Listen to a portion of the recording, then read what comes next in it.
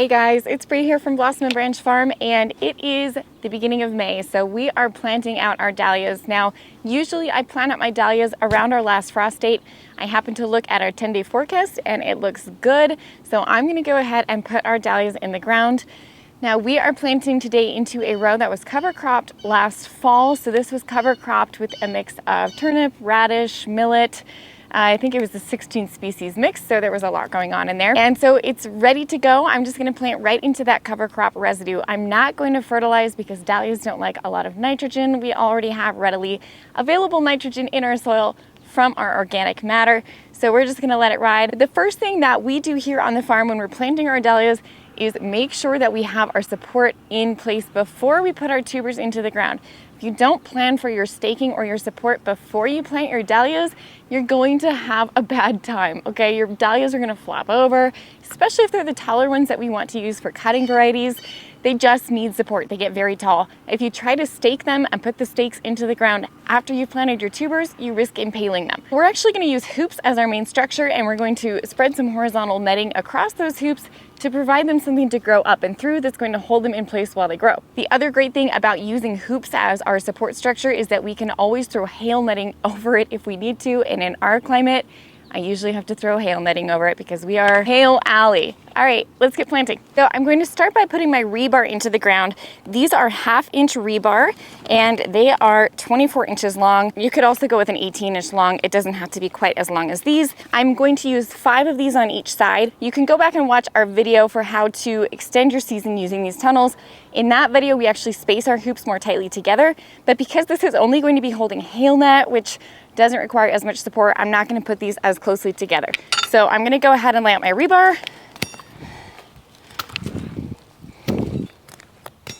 I'm gonna make sure that my rebar are 3 feet apart, and that's because we use a 3-foot hoop bender to bend our hoops, which means they're about 3 feet wide. There's a little bit of leeway there. Because we're using the metal hoops today, we need to be a little more specific with our distances. So I actually have about a 35-foot bed, and I have 5. So I'm gonna do every 7 feet, I'll do a hoop. So I have my big sledgehammer here. I'd recommend wearing gloves and using ear protection when you're hammering these into the ground. It just gets loud. Now when we're pounding this rebar in, we do wanna make sure that we try to get it as straight up and down as possible, not on an angle, because when we're fitting our metal hoops over it, if they're at an angle, it can be hard to fit them over. You might be asking why I'm using a sledgehammer this way. It's because it's easier to stand and hit it on my back than kneeling and doing it that way. It's just the way I prefer. Everybody's different. So now that we have these in, we're gonna go ahead and fit our hoops over the top. Oh, and by the way, you can do the same process in a raised bed. Just hammer those rebar inside your raised bed and apply your hoops the same way. I'm using metal hoops today, but you could use 10-foot long PVC pipe and you just bend it in place. You don't have to have a hoop bender for that. I'm gonna fit these hoops right over this rebar. Again, you could use PVC if you don't have a metal hoop bender. In the past, we've literally hooped every single row. I'm not doing it this year. Why? Because I feel lazy this year. That's why. So I'm just putting the hail net hoops over our valuable crops, our most valuable crops. So the dahlias are one, also the lisianthus. Come on.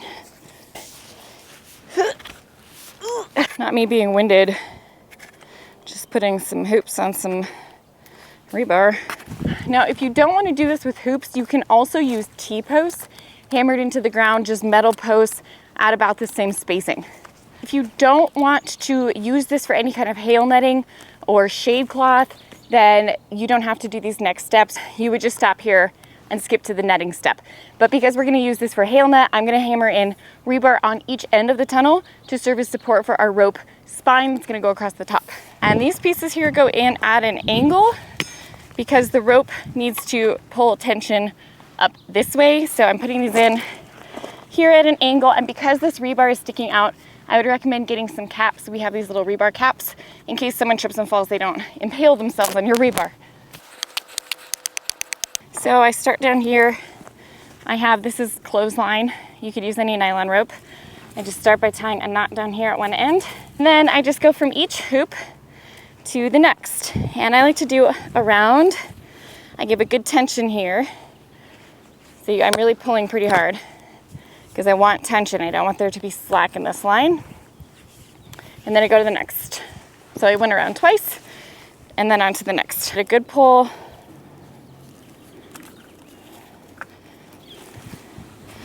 So now that I have our support hoops in place, I'm going to plant my dahlias and then I'm going to put on the horizontal netting. So here I have some of our tubers that we stored from last year, and I have divided them and packaged them up into baggies. And as I am going through my tubers, I always check for a couple of things. I always, number one, make sure that there is an eye.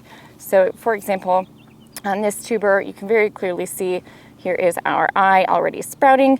And I also like to look for any little pieces that are loose like this and just cut them off. It just makes it easier to plant without worrying about those guys. I'll often also look for any tubers that I may have divided not so well, that have eyes that I can still divide. This has taken me a long time to learn how to do this, so if you're still figuring it out, don't worry about it.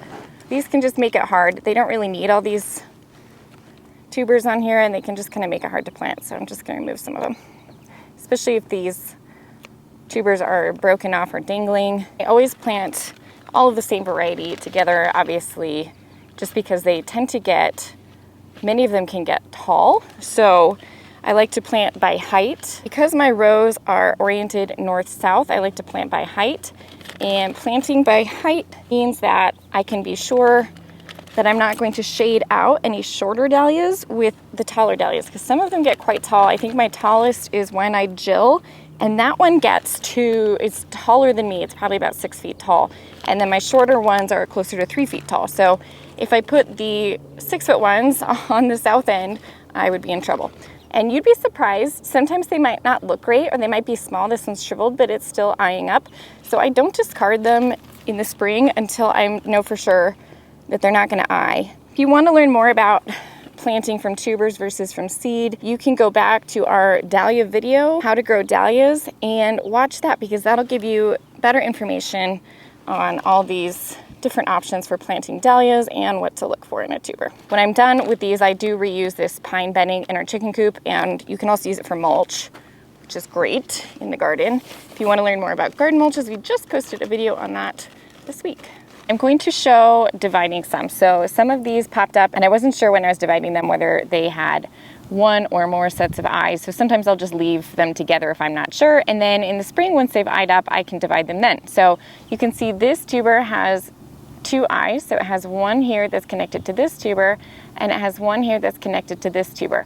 So I'm going to separate those because that's going to give me more dahlias. Now you do want to make sure that if you're doing this, that each eye has its own tuber attached to it. If it doesn't have a tuber attached, it won't produce flowers. So I'm going to first decide where I'm going to make my cut. I love these scissors. They're from the Floral Society. They're nice and sharp. And I'm just going to go ahead and snip. So it's as easy as that. And when you buy clumps, you can do this as well if you see multiple eyes. So now I have 2 instead of 1. So that's always great when we're doing production, because the more the better. Here's another example of one. You can see there's one eye here and one eye here, and there's one attached to this tuber and there's one attached to this tuber. So again, I'm going to look carefully before I make my cut, and I always look at both sides to make sure I'm not going to cut through an eye or a tuber or a neck, and it's okay if you make little cuts instead of one big cut. There we go. So now I have 2, and what I also want to point out with this one in particular is that it does not matter that these are tiny. If you watched our dahlia video before, you know it really only has to be as big as a AAA battery, and this is probably about a AA battery. And what's really interesting is that a tuber this size is going to produce the same amount of flowers at the same time as a tuber this size. Once they're going and they're growing, then they're going to produce the same amount of flowers. The tuber size is irrelevant. Now here's an example of a tuber. This one also has 2 eyes. You can see one here and one here, but there's only one tuber, so I cannot divide this one. Here's another one with 2 eyes here. I'm going to go ahead and divide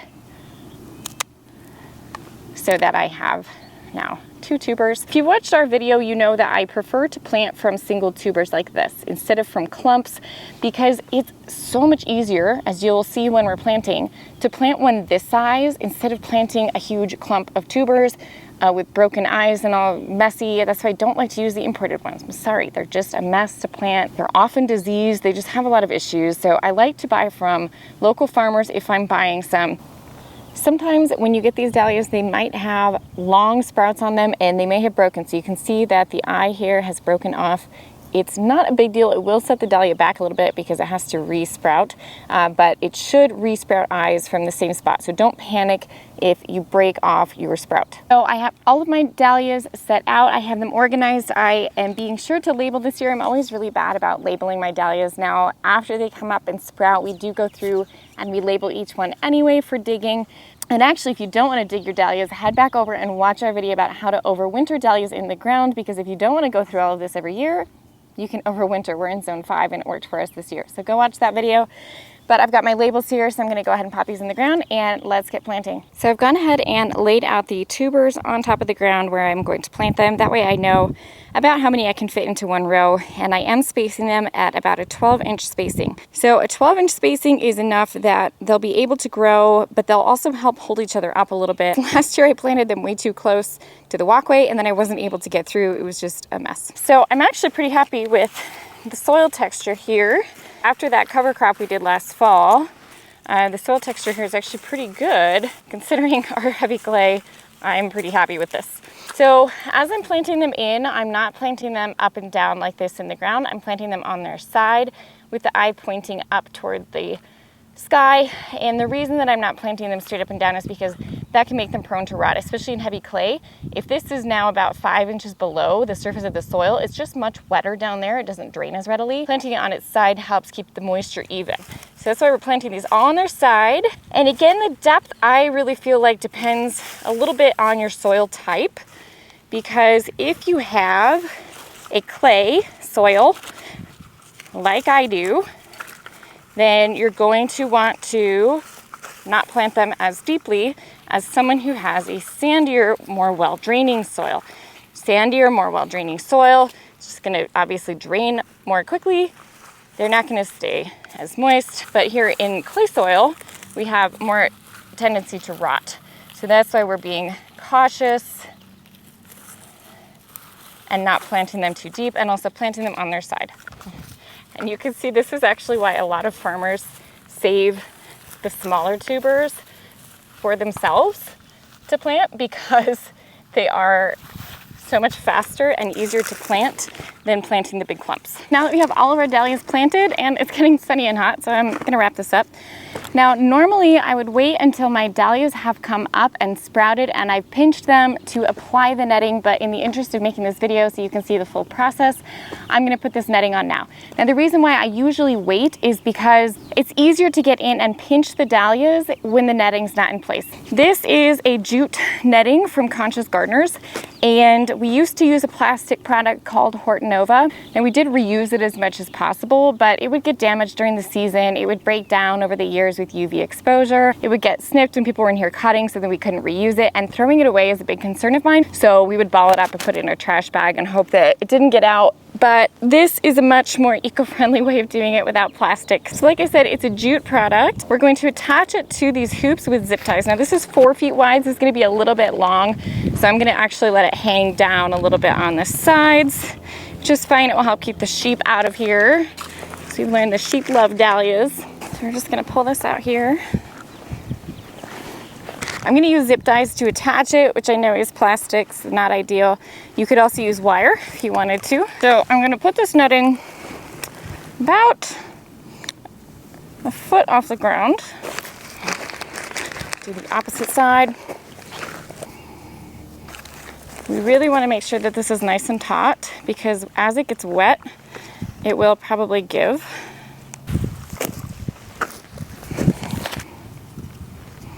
And we are going to, after these dahlias get taller, we're going to put another layer of support up a little bit higher. And that's just going to give them the extra support that they need.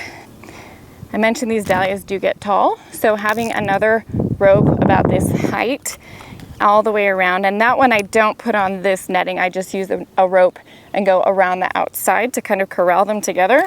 That just helps give them a little extra support when they get tall. So the mistake I see most people making the first time that they use a horizontal support is they don't pull it tight enough, and then it just doesn't work very well. So with this jute, I'm kind of pulling it tight first. We actually have rain in the forecast tomorrow, thank goodness, because we really need it. But because we have rain in the forecast, I'm not going to water in these dahlias, because if I do that, then I risk rotting them out if we get rain tomorrow. Again, because we have the clay soil. If you have clay soil and you're expecting a lot of rain and you're worried about them rotting, you can tarp them off. So just put a tarp over the top to help keep them from getting too waterlogged. I also want to point out that I did secure my irrigation lines before we planted.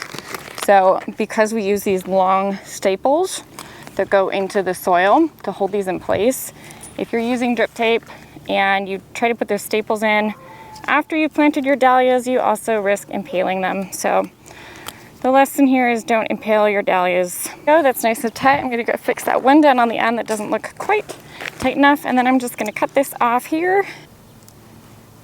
All right, guys, that's it for us here today. We have our dahlias ready to go. And again, I mentioned the next step is we're gonna pinch them. So once they come up, I like to pinch them on the earlier side. So as soon as I see that main shoot coming up and I have 2 sets of leaves, that's when I'll pinch off that apical meristem, which will otherwise become one stem. And if we pinch it when it's small, it will branch out lower down and be nice and bushy instead of top heavy. So sometimes if you wait too long to pinch, they can get a little bit top heavy. But with this netting, we will be good to go for support. So if you're planting a lot of dahlias, this is a great way to do it. And I just wanted to share with you how we do it here at the farm. All right, guys, if you enjoyed this video, please remember to like and subscribe. It helps us out a lot. And we hope to see you soon here at the farm.